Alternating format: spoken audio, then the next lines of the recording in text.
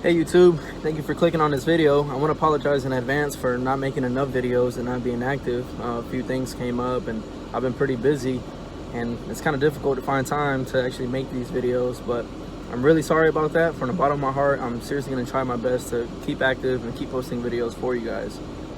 Cutting straight to the point of this video, I'm going to talk about dating as a Jehovah's Witness, especially as a young Jehovah's Witness. I'm gonna describe to you guys how it actually really is, and to put it in very short terms, it sucks 100%.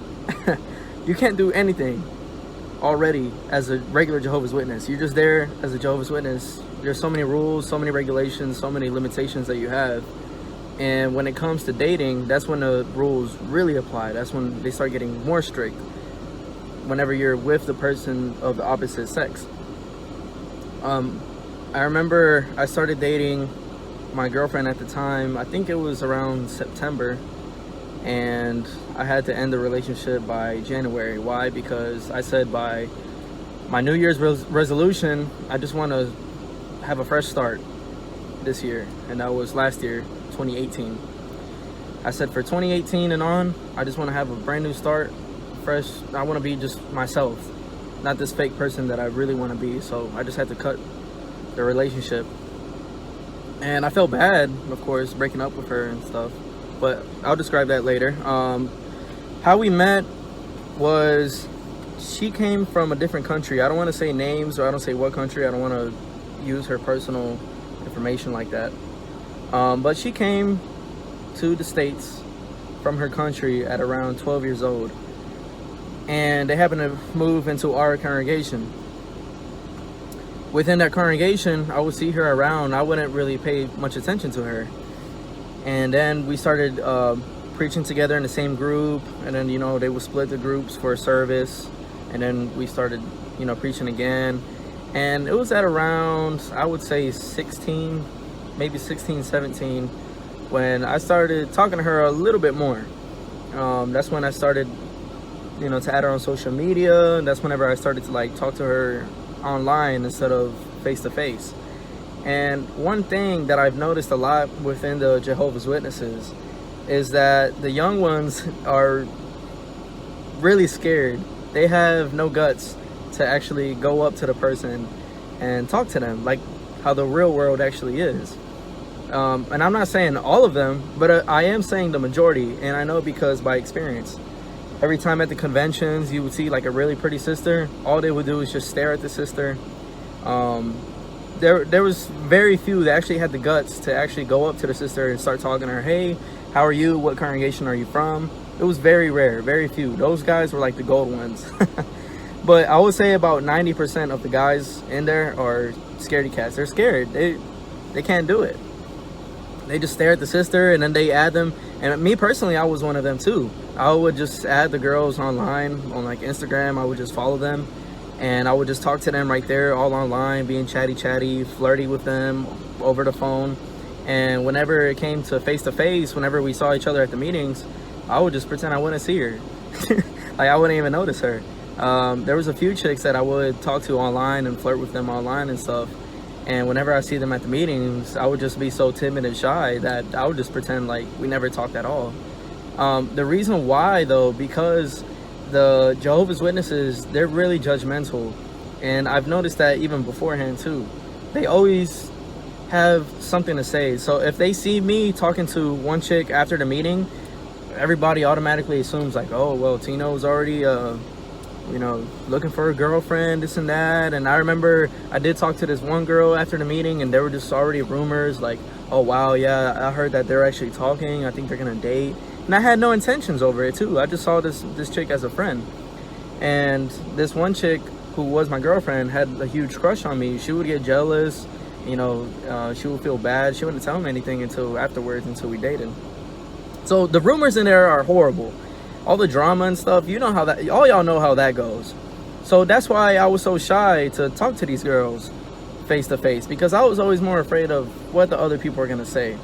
Which, and at the same time, I had like a huge crush on these girls, and I really wanted to talk to them, but I just couldn't do it because of the brothers.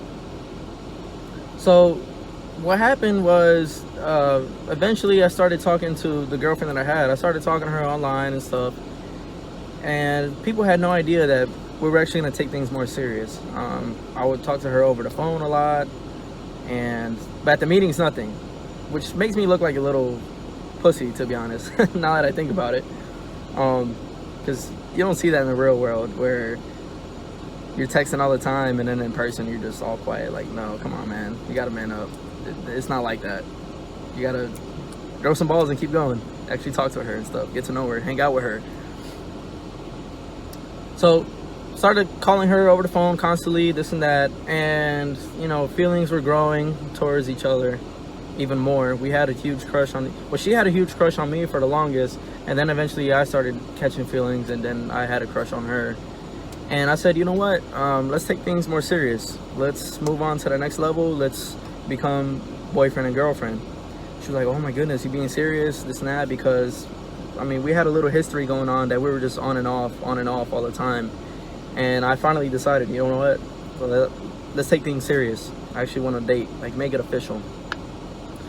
And she was like, surprised, so happy. She's like, wow, I can't believe like you're actually gonna do it. I was like, yeah, I'm gonna talk to your parents this weekend.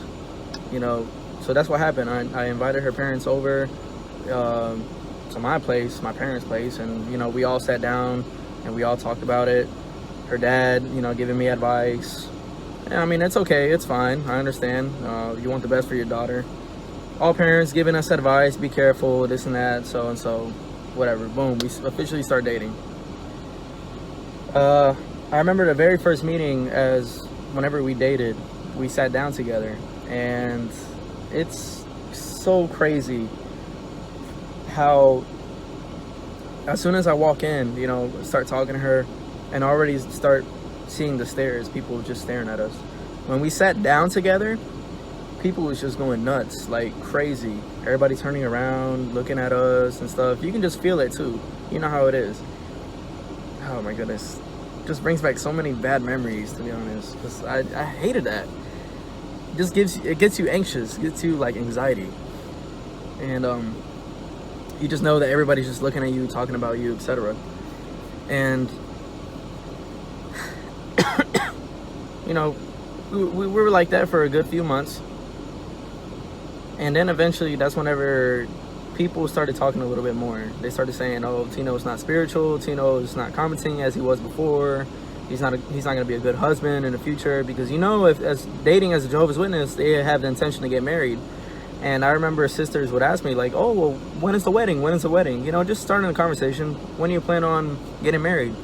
And my intentions were actually to get to know her really well first, and then getting married. So I said, maybe, who knows, maybe a year, it could be 2 years. I was thinking about years. I wasn't thinking about weeks or months, because they think that as soon as you start dating, like in a few months, you're gonna get engaged, and another few months already get married. Like, no, I was thinking about maybe 2-3 years down the road get engaged, and maybe another 2 years get married. I was thinking about that way, because you really got to get to know the person. You really got to get to know who they are, how they act, how they handle responsibility. I saw it that way. And I remember telling one sister, I was like, well, maybe in like 2 or 3 years, who knows, only time will tell. She was like, 2 or 3 years? My goodness. She was like, no, I might as well tell her to find somebody else, because that's way too long. I was like, what's so bad about that, about waiting? Yeah, but like, she's really waiting for you to hand that ring and stuff. I'm like, okay, well, if she truly loves me, she'll stay. And she has stayed. We only dated for a few months, yeah, and she would ask me too all the time, well, when do you plan on getting married? When do you plan on putting the ring and stuff? And I'm like, just give it time, just be patient. We've only dated for like 2 or 3 months, and you're already asking me about marriage. Like, chill out. Let's, go easy with this. We'll be patient, time will tell. As the time went, I started noticing more flaws from her. I'm sure she knows more flaws for me. I'm not saying I'm perfect, I'm not the best guy ever. But that's when you really start seeing or getting to know the other person and who they actually are. And I don't want to call her out like that either. I don't want to like put out there what her flaws were and stuff. I still respect her 100%. I don't talk bad on her. But let's just say, like, I saw a few things that I didn't like, and I saw that the relationship was kind of going downhill. And it was just so horrible, because dating as a Jehovah's Witness, you can't really do much. It's instead of a date, it's more like a play date, because you still have the parents or somebody over age, has to be a legal adult or whatever, has to be there to supervise. Come on, man. I remember we went to the movies and one sister joined us. It wasn't her mom or my mom, it was a sister, and you know, I picked her up from her place, and the sister got off too and made sure that, you know, everything's gonna be fine. Like, come on, man. Like, what is this, like little kid stuff? It's, you know, if you're gonna go on a date, man up, you know, pick her up and take her out on your own. It's not about, yeah, I still got my mommy here with us just in case, so we don't have sexual relationships before marriage. Stupid. So technically, it's not even dating. It's more like a play date, like I said before. You don't really get to know the person really well whenever there's somebody in the back listening to the whole conversation. You really don't. You act different by yourself versus with somebody else, you know, listening the whole time. So I said, okay, well, this sucks. I remember going to her place. She would come to my place every once in a while too, and you know, mom and dad just being there the whole time. Sometimes you just wanted to have some conversations and stuff, like as a couple, you know, as how it's supposed to be. A couple's supposed to have their conversations and you couldn't really do that, because dating as a Jehovah's Witness, there's so many rules, so many restrictions. But I finished the relationship eventually, and no, I didn't do it over the phone, if that's what you're thinking. I told myself, well, I'm gonna have to man up and do it to her face. I'm not gonna do that whole over the phone type thing again. So, you know, I told her, I was like, you know what, it's just not working out.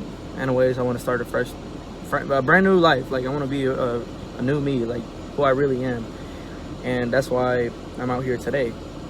I haven't seen her since though, and I don't even know if she's watching this video or not. But if she is, I mean, I do wish her the best.